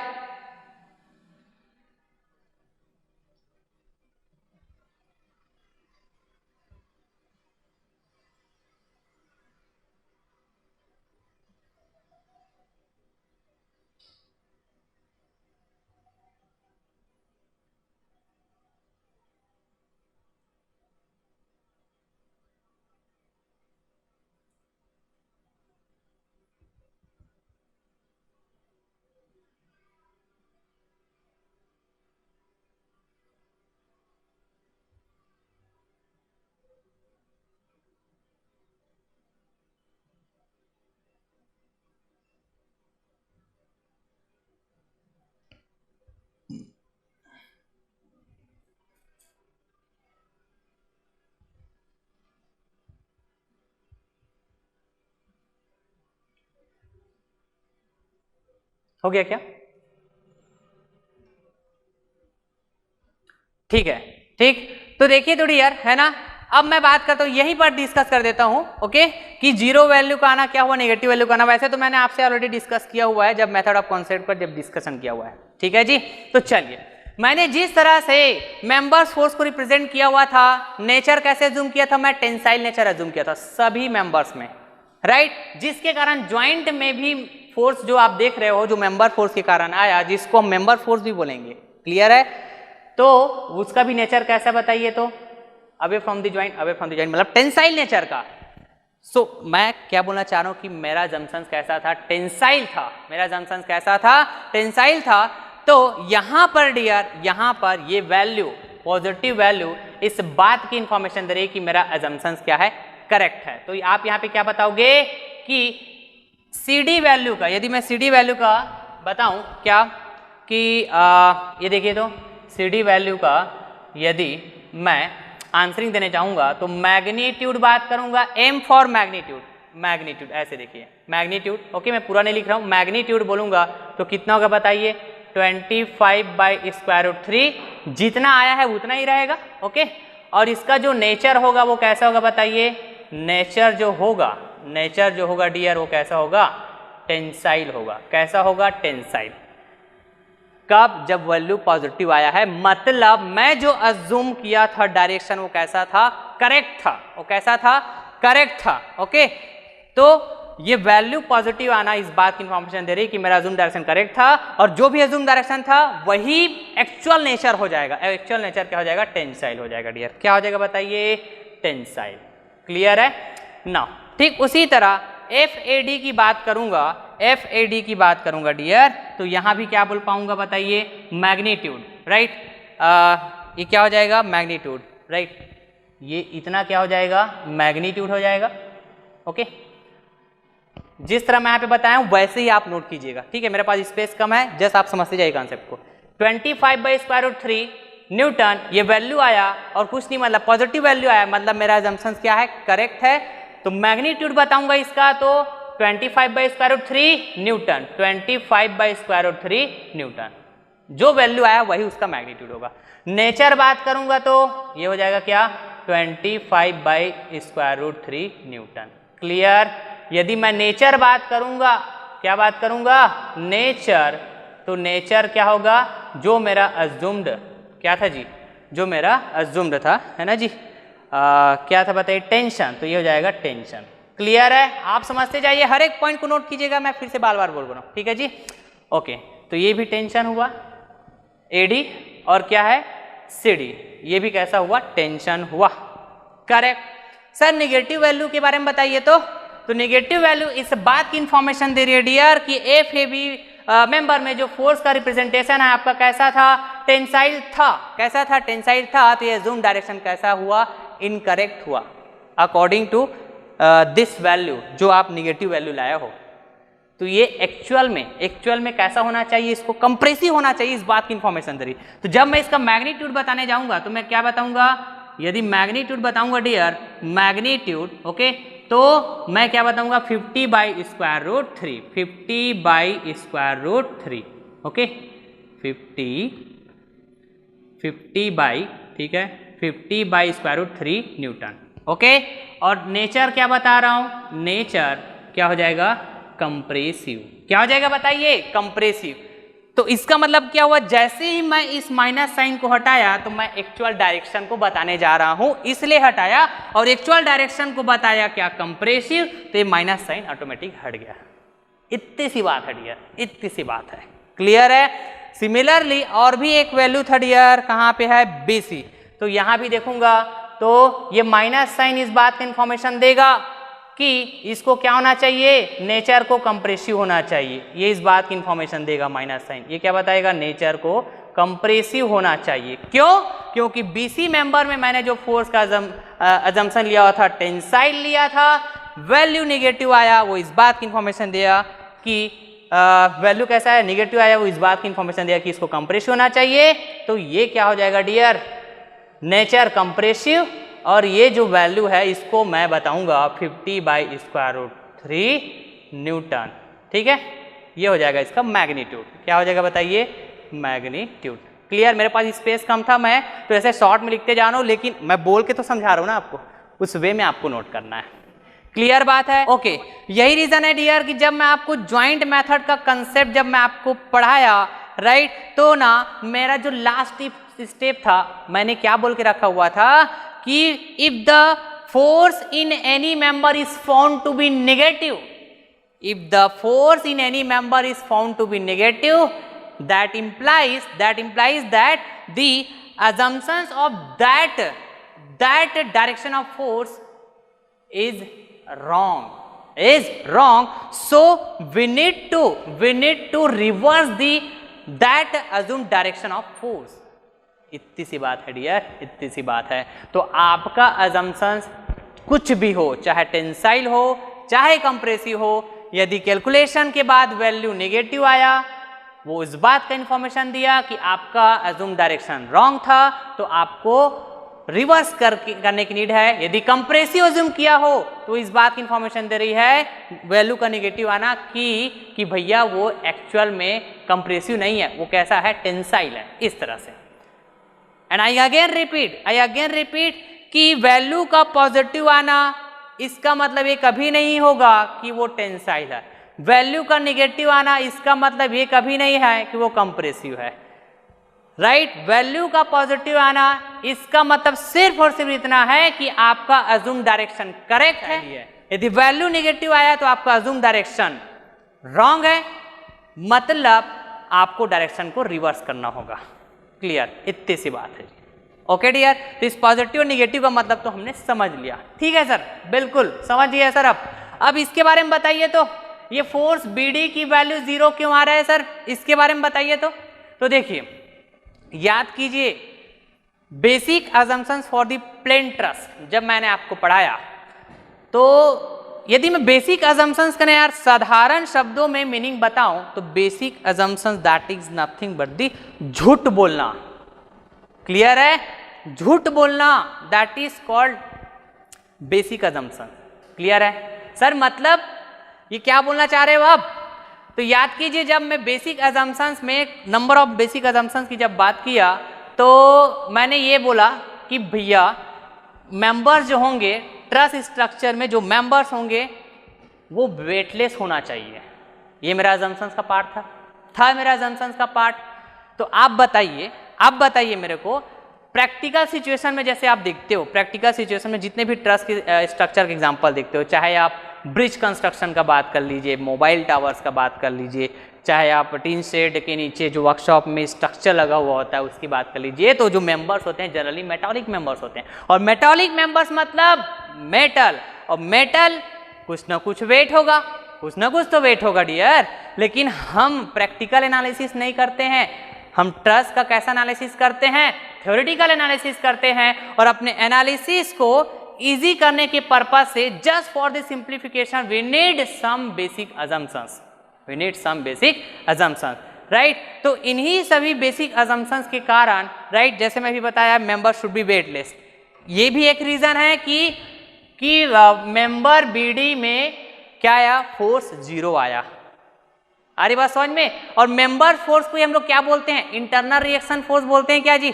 तो आप खुद सोच के देखिए, प्रैक्टिकली खुद सोच के देखिए, जब मैं लोड को अप्लाई करूंगा तो भैया ये लोड बियर तभी होगा इस स्ट्रक्चर को जब मेंबर्स, हर एक मेंबर्स कुछ ना कुछ इंटरनली रिएक्ट करेगा, बियर करेगा।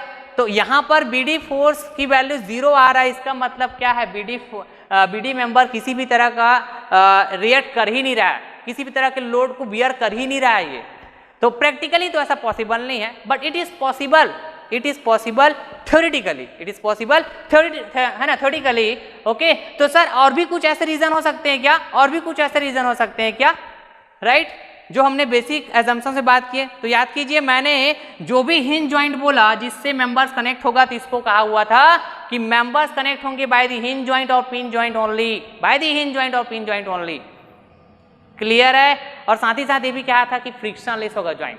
तो प्रैक्टिकली बताओ मेरे को आप, फ्रिक्शन लेस होता है क्या? बताइए, ज्वाइंट फ्रिक्शन लेस होगा क्या? ऐसा पॉसिबल ही नहीं। प्रैक्टिकली बताओगे तो कोई, है ना, फ्रिक्शन लेस हो ही नहीं सकता, कुछ ना कुछ तो फ्रिक्शन होगा डियर, कुछ ना कुछ फ्रिक्शन होगा। बट हम अपने थ्योरेटिकल एनालिसिस को इजी करने के पर्पज से, जस्ट फॉर द सिंप्लीफिकेशन, हम ऐसा अज्यूम करते हैं कि joint should be friction less. तो ये भी वन ऑफ द रीजन में से एक होगा कि किसी भी मेंबर में फोर्स की वैल्यू 0 आना, इंटरनल रिएक्शन फोर्स की वैल्यू 0 आना। तो थ्योरेटिकली ये पॉसिबल है डियर। और ऐसे मेंबर जिसमें 0 फोर्स कैरी कर रहा हो, तो ऐसे मेंबर्स को हम लोग बोलते हैं 0 फोर्स मेंबर।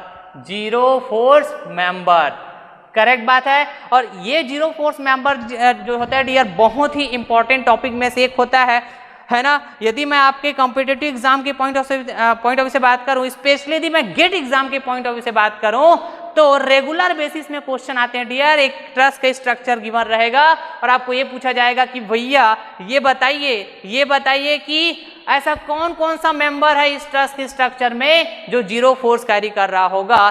तो आप बहुत आसानी से बता सकते हैं डियर कि yes this BD member is one of the member that is carrying 0 force, इस तरह से। तो इसके लिए मैं एक प्रॉपर टॉपिक लेके आऊंगा, जो ट्रस्ट का सबसे लास्ट टॉपिक होगा, वहां पर हम डिस्कस करेंगे, है ना। कुछ मैं ट्रिक की भी बात करूंगा कि आप जैसे स्ट्रक्चर को देखोगे, ट्रस्ट के स्ट्रक्चर, और देख के ही बता पाओगे कि यस ये मेंबर है जिसमें 0 फोर्स आ रहा है। क्लियर बात है जी। तो चलिए डियर, है ना, एक बार और चाहो तो आप स्क्रीनशॉट ले सकते हो, कुछ चीजें मैंने इसमें ऐड किया हुआ है, राइट। तो चलिए, तो एक बार मैं होल्ड कराता हूँ, यहाँ से पूरा यहाँ से स्टार्ट करें, स्टार्टिंग से, ओके। फिर लेक्चर को यहीं पास एंड करते हैं डियर, ओके।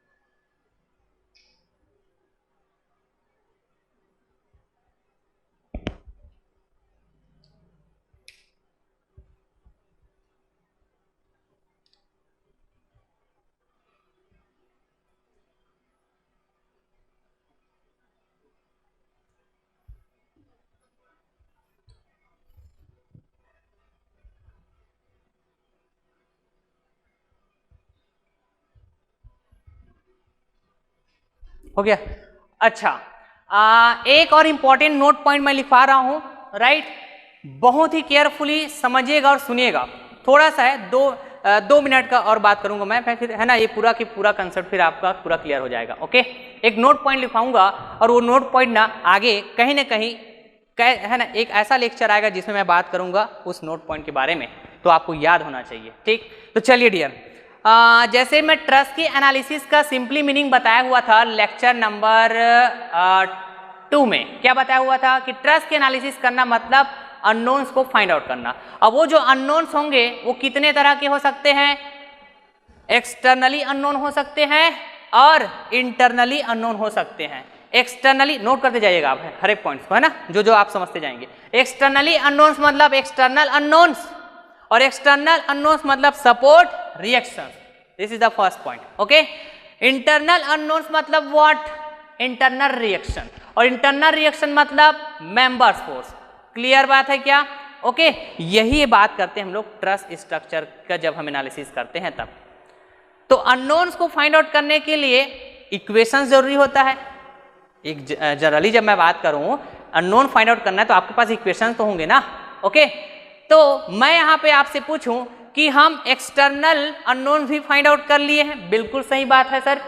ओके, आपका जवाब ऐसा होगा। हमने इंटरनल अननोन भी फाइंड आउट कर लिए, बिल्कुल सही बात है सर, कर लिए हैं, राइट। तो एक्सटर्नल अननोन्स और इंटरनल अननोन सभी को फाइंड आउट करने के लिए, है ना, मैंने कितना इक्वेशन यूज किया, इसके बारे में पूछूं तो आपका जवाब क्या होना चाहिए? सर मैं जब एक्सटर्नल अननोन्स फाइंड आउट करने गया, किसको किसको, R X, R C Y और आर ए वाई, कितना इक्वेशन यूज किया? तो आपका जवाब होना चाहिए कितना इक्वेशन बताइए तो, कितना इक्वेशन जी? एक ये हुआ पहला इक्वेशन, ओके, और क्या हुआ दूसरा इक्वेशन कौन सा यूज किया मैंने, ये वाला, राइट, ये दूसरा इक्वेशन हुआ, राइट। तीसरा इक्वेशन ये वाला यूज किया मैं, बहुत ही केयरफुली समझना मैं क्या बोलने जा रहा हूं। तीसरा इक्वेशन मैं ये भी यूज किया, क्लियर। ये क्या हुआ, एक्सटर्नल अननोन को फाइंड आउट करने के लिए। तो मैं यहाँ पे ये बताने की कोशिश कर रहा हूँ कि जितने भी अननोन्स मेरे को फाइंड आउट अभी किया, मैं कितने इक्वेशन यूज किया ये मैं काउंट करने जा रहा हूँ। और ये इक्वेशन कैसे हैं, स्टैटिक इक्विलिब्रियम इक्वेशंस। तो 3 स्टैटिक इक्विलिब्रियम इक्वेशंस मैंने देख लिया अननोन एक्सटर्नल अननोन को फाइंड आउट करने गया तो, राइट। अब मैं इंटरनल अननोन्स की बात करता हूँ तो इंटरनल अननोन मतलब इंटरनल रिएक्शन मतलब मेंबर फोर्स, राइट। तो जितने मेंबर्स उतने मेंबर फोर्स, या फिर मैं बोल सकता हूँ जितने मेंबर्स उतने अननोन इंटरनल अननोन, क्लियर है। जितने मेंबर्स मतलब उतने इंटरनल अननोन, उतने इंटरनल रिएक्शन, क्लियर है। तो यहाँ पे ऑब्वियस है डियर, मेरे पास कितना मेंबर्स है बताइए, 5 मेंबर्स है। 5 मेंबर्स मतलब 5 अननोन्स। तो इन 5 अननोन्स को फाइंड आउट करने के लिए मैंने कितने इक्वेशन यूज किया, और भी कैसा, स्टैटिक इक्विलिब्रियम इक्वेशन। काउंट कीजिए तो उधर 3 हो गया है क्या, मैं टोटल बात करूंगा टोटल इक्विलिब्रियम इक्वेशन, तो इधर 3 मैंने ऑलरेडी यूज कर लिया, ठीक है। तो यहाँ पे कितना हो बताइए, ये हो जाएगा 4 और ये हो जाएगा 5, ग्रीन कलर से लिख रहा हूं, राइट। और देखिए तो यहां भी और मैंने इक्वेशन बात किया, ये हो गया आपका क्या बताइए 6, ठीक है जी, और ये हो गया आपका 7। बिल्कुल करेक्ट बात सर, बिल्कुल सही बोल रहे हो, हमने ऐसा ही यूज किया हुआ है, ठीक है। उसके बाद यहां पर भी एक मैंने इक्वेशन यूज किया, कहां पर, ये देखिए यहां पर, तो ये हो गया 8। सर क्या हम इसको भी काउंट करेंगे क्या? अरे यार इसको थोड़ी ना काउंट करोगे आप, ये वो इक्विलिब्रियम इक्वेशन थोड़ी ना है, वो ये इक्वेशन थोड़ी ना है, हम तो प्रूफ कर रहे हैं। समेशन एफ एक्स की वैल्यू को हमने फाइंड आउट किया, समेशन एफ वाई की वैल्यू फाइंड आउट किया, इसको थोड़ी ना काउंट करोगे आप। जिन जिन इक्वेशंस को यूज करके, है ना, आप वैल्यू फाइंड आउट किए हो, अननोन को फाइंड आउट किए हो, उन्हीं इक्वेशंस की बात करोगे ना डियर, क्लियर है क्या? तो बताइए तो, बताइए डियर, यहां पे मैंने कितने इक्वेशन यूज किया, मैंने कितने इक्वेशन यूज किया, ओके, ये 7 हो गया और ये हो गया 8। तो इस तरह से मैं 8 स्टैटिक इक्विलिब्रियम इक्वेशन यूज किया हूं, 8 number of static equilibrium equation use किया हूं। ये मत सोचना सर यहाँ पे summation F X equal to 0, summation F Y equal to 0, वही तो यहाँ पर भी यूज किया। अरे भैया इक्वेशन आपके पास फॉर्म कितना हुआ है, एफ एक्स इक्वल टू 0 जब आपने लगाया तो यहाँ पे कुछ अलग इक्वेशन फॉर्म हुआ, यहाँ पे कुछ अलग इक्वेशन फॉर्म हुआ। मतलब अननोन्स को फाइंड आउट करने के लिए कितना इक्वेशन फॉर्म हुआ, आ रही बात समझ में? या फिर मैं बोलूं कितने स्टैटिक इक्विलिब्रियम इक्वेशन यूज किए, तो आपका जवाब होना चाहिए 8। कितना होना चाहिए? 8, that is 8। Clear? 8 as per the given truss structure, इस ट्रस स्ट्रक्चर के लिए, इस ट्रस स्ट्रक्चर के लिए। ओके, तो टोटल यहां लिखा हूं मैं, total static equilibrium, total static equilibrium equation available to analyze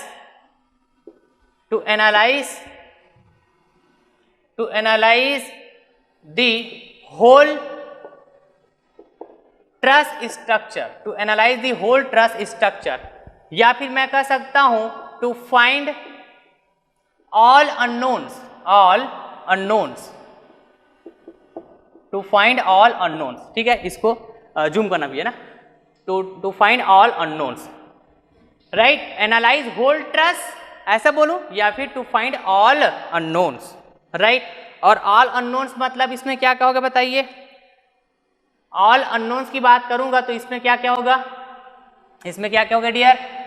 support reaction, number of support reaction, external unknown as well as internal reaction. तो जितना नंबर ऑफ मेंबर्स उतने नंबर ऑफ अननोन्स। तो ये सबको फाइंड आउट करने के लिए, है ना, मैं टोटल स्टैटिक इक्विलिब्रियम इक्वेशंस कितना यूज किया, तो कितना यूज किया यहां पे बताइए? तो 8। कितना यूज किया जी बताइए? 8। क्लियर है?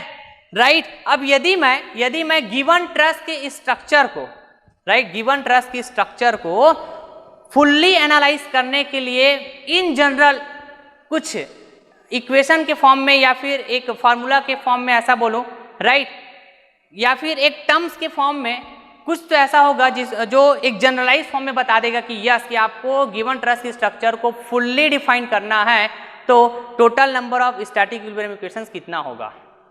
Total number of static equilibrium equation. Clear है बात?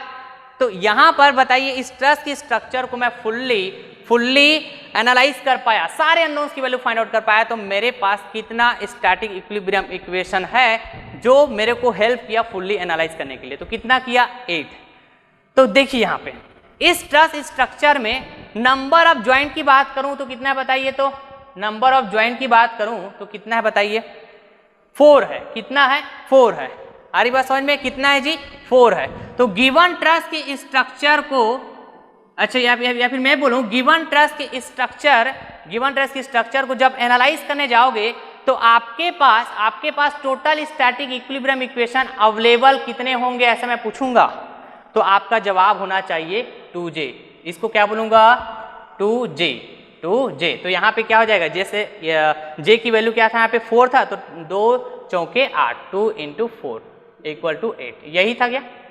क्लियर है बात? तो ये 2J इस बात की इंफॉर्मेशन दे रही है। देखिए इस पॉइंट को नोट कीजिएगा, राइट, कहीं ना कहीं पे काम आएगा आगे लेक्चर टू लेक्चर, जब आपको मैं कुछ इंपॉर्टेंट कंसेप्ट समझाऊंगा। तो ये जो 2J है, अब इसको, है ना, जनरलाइज फॉर्म में मैं आपको बता रहा हूं, नंबर ऑफ, या फिर मैं बोलूं total number of static equilibrium equation, total number of static equilibrium equation available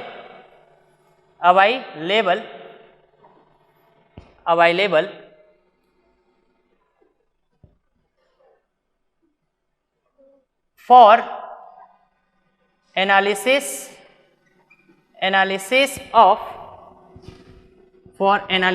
of any given truss, zoom करना इसको, total number of static equilibrium equation available for analysis of any given truss structure. इतना ही static equilibrium equations होंगे dear, truss को analysis करने जाएंगे तो। Clear है बात? तो यहां पर हमने जिस तरह गिवन ट्रस्ट स्ट्रक्चर का एनालिसिस किया तो कितना इक्वेशन यूज किया है 8। कितना इक्वेशन यूज किया है 8, और 8 इक्वेशन यूज करके हम फुल्ली क्या कर पाए, एनालाइज कर पाए। To analyse whole truss that is to find all unknown, सभी अननोन्स को हम फाइंड आउट कर पाए, राइट। तो कई स्ट्रक्चर ऐसे होते हैं, कई स्ट्रक्चर ऐसे होंगे ट्रस्ट के स्ट्रक्चर कि आप 2J number of static equilibrium equation use करके सॉल्व नहीं कर पाते, तो ऐसे स्ट्रक्चर को बोला जाता है statically indeterminate trust, statically indeterminate trust. Clear बात है। तो जिस तरह हम ये जो ट्रस्ट के स्ट्रक्चर लिए हैं, तो इसको हम स्टैटिक इक्विलिब्रियम इक्वेशन जो हमारे पास अवेलेबल है, कितना अवेलेबल है बताइए, तो 2J, और यहाँ पे 2J इक्वल क्या है 8 इक्वेशन अवेलेबल है, 8 स्टैटिक इक्विलिब्रियम इक्वेशन अवेलेबल है, और इसको यूज करके हम फुल्ली एनालाइज कर पाए। मतलब एक्सटर्नल रिएक्शन फोर्स अननोन हुआ, इसको भी फाइंड आउट कर पाए, इंटरनल रिएक्शन फोर्स अननोन हुआ, इसको भी फाइंड आउट कर पाए, मतलब फुल्ली एनालाइज कर पाए। तो ऐसे ट्रस्ट के स्ट्रक्चर को हम लोग बोलेंगे statically determinate trust, statically determinate trust. अब ये जब मैं है ना लेक्चर टू लेक्चर कहीं पर ऐसा आएगा कि इस कॉन्सेप्ट को यूज करूंगा तो आपको बहुत आसानी से समझ आने वाला है। तो अभी मैं जो बात बोला दिया, ये वाला पॉइंट तो आप बिल्कुल नोट कीजिएगा, ये वाला पॉइंट बिल्कुल नोट करिएगा। ये गिवन ट्रस्ट, हर एक गिवन ट्रस्ट स्ट्रक्चर के लिए ये वैलिड है कि total number of static equilibrium equation available for analyse of any given trust structure, तो कितना होना चाहिए 2J। ठीक है, बात अलग है कि आप उन इक्वेशंस के बेसिस पे जो अवेलेबल है 2J इक्वेशन, उससे आप फुल्ली एनालिसिस कर पा रहे हो कि नहीं कर पा रहे हो। यदि एनालिसिस कर पा रहे हो फुल्ली तो हो जाएगा वो स्टैटिकली डिटरमिनेट ट्रस्ट, यदि नहीं कर पा रहे हो फुल्ली एनालिसिस तो वो हो जाएगा स्टैटिकली इंडिटरमिनेट ट्रस्ट। तो हमने तो एनालिसिस कर पाया, आप देख पाए, तो ये कैसा है स्टैटिकली डिटरमिनेट ट्रस्ट है। क्लियर है डियर। तो चलिए फिर आज की इस लेक्चर को मैं यहीं पास एंड करता हूँ। मैं फिर से बोल रहा हूँ, ये वाला पॉइंट को आप है ना नोट कर लीजिएगा डियर। ओके, कैसा लगा लेक्चर बिल्कुल कमेंट बॉक्स में कमेंट कीजिएगा। Okay, thank you so much.